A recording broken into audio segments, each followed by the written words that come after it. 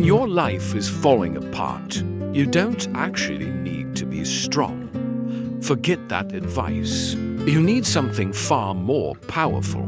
Something that bends instead of breaking. You need emotional resilience. Because, let's be honest, without it, every setback feels like the end of the world. One bad day completely destroys your week. One failure convinces you that you're not good enough. And one single heartbreak starts to feel like a permanent truth, making you believe you're unworthy of love. If you don't learn resilience, life will keep knocking you down faster than you can stand back up. The cycle just repeats, leaving you more exhausted each time. But here is the part no one ever tells you. Resilience isn't some magical trait you're either born with or not. It's a skill, it's a muscle, and it's built quietly, slowly, through tiny, almost invisible moments of choosing not to give up. And today, I'm going to show you exactly how to build it, step by step, so that the next time life tries to knock you over, you'll know how to get back on your feet, stronger than before.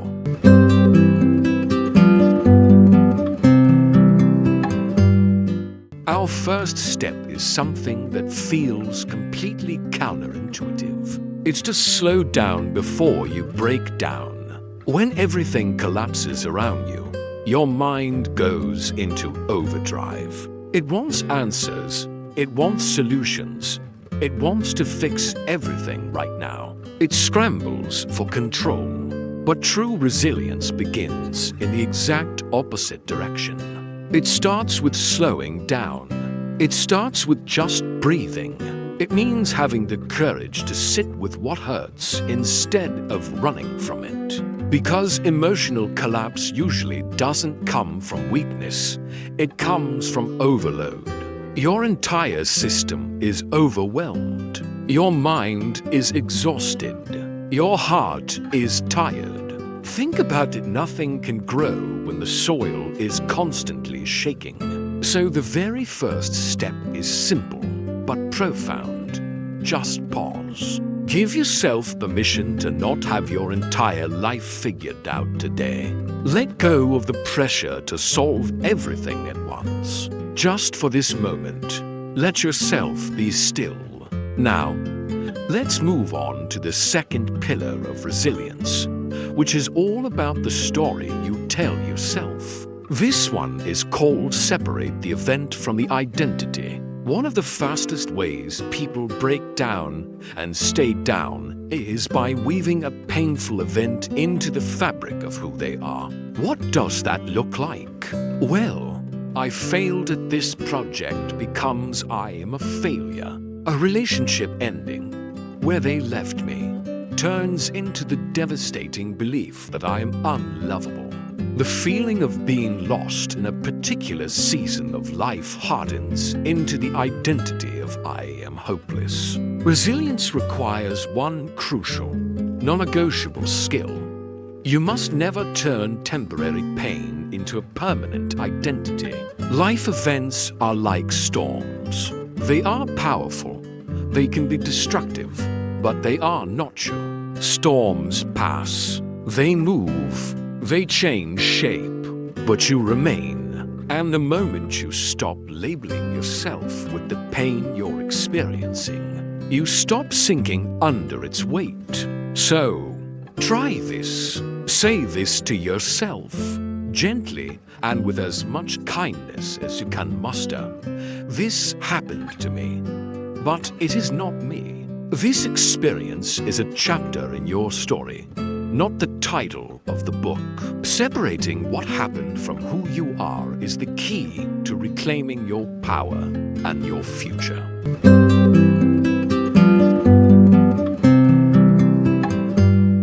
The third step is critical because it addresses a fundamental mistake most of us make.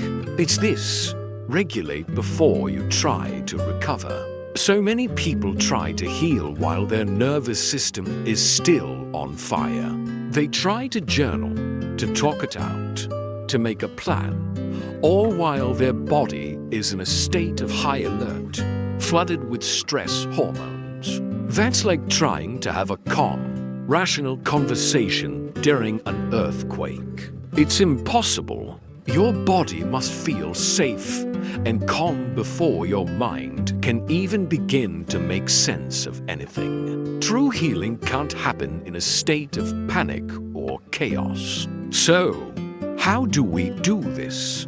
Here are 3 powerful resilience habits used by psychologists and trauma specialists to calm the nervous system. The first is grounding. Right now, name 5 things you can see, 4 things you can physically touch, 3 things you can hear, 2 things you can smell, and 1 thing you can taste. This pulls you out of your racing thoughts and into the present moment. The second is box breathing. It's simple. Breathe in for 4 seconds. Hold your breath for 4 seconds. Breathe out for 4 seconds and hold for 4 seconds. Repeat this a few times. It instantly slows your heart rate. And the third is micro movements. Gently stretch your neck, roll your shoulders, walk around the room for a minute. Consciously loosen your jaw and unclench your fists. These small physical actions send a signal to your brain that the immediate threat has passed. Remember, these techniques don't solve the problem, but they stabilize the system that has to deal with the problem. You can't rebuild on unstable ground.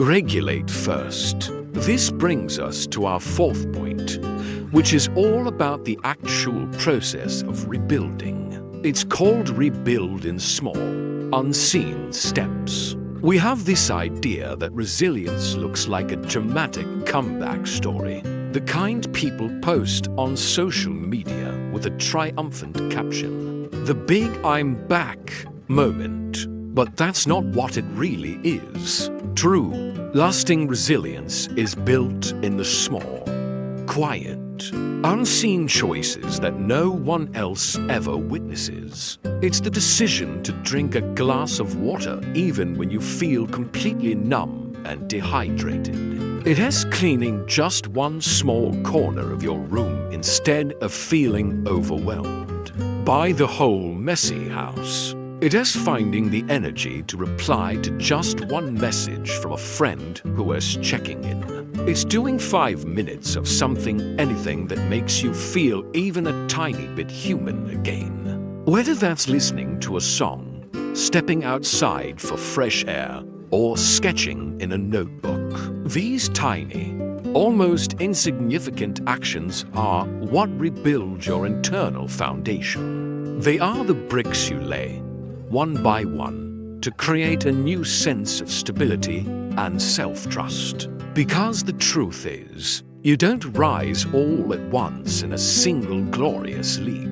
You rise piece by piece, choice by choice, breath by breath. Each small step forward is a victory. Celebrate it.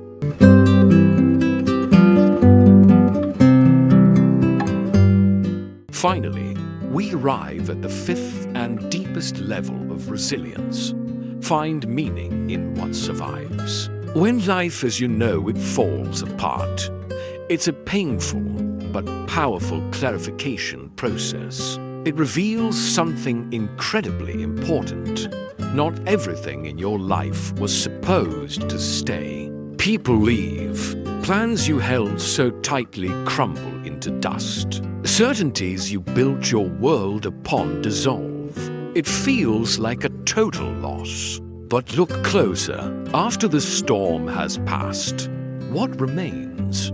Your core values, the lessons you learned the hard way, your inner voice that got you through the darkest moments. That's what resilience grows from. That's the solid ground. So, instead of focusing on everything you lost, Ask yourself this powerful question. What part of me survived this? Maybe it was your compassion. Maybe it was your creativity. Maybe it was a stubborn flicker of hope you didn't even know you had. Whatever it is, that part of you is now stronger, more tested, and more real than the version of you that existed before the collapse. This isn't about finding a silver lining. It's about recognizing the iron core that was forged in the fire, and that brings us to the core of it all. Resilience isn't about avoiding the fall. It's not about building a life so perfect that nothing ever goes wrong. It's about becoming the kind of person who knows how to rebuild. No matter how many times life breaks down, the collapse, the heartbreak, the failure, it isn't the ending of your story. It's the moment you finally get to learn how incredibly strong you actually are. It's the beginning of a new chapter, written by a more resilient you. So today, I want you to do one small thing that helps you rise. Just one. Breathe deeply for 60 seconds. Clean one thing on your desk. Say one honest, kind sentence to yourself in the mirror. Just start there, because resilience begins with the tiniest decision to keep moving forward. You've got this. Thanks for watching, and remember to be kind to yourself on the journey. Follow for more on building a stronger you.